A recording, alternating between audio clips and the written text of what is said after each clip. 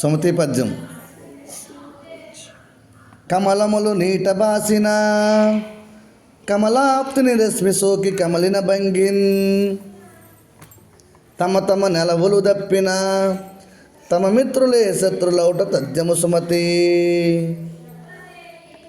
కమలములు నీట బాసిన కమలాప్తుని రశ్మి సోకి కమలిన భంగిన్ తమ తమ నెలవులు దప్పిన తమ మిత్రులే శత్రులౌట తథ్యము సుమతి.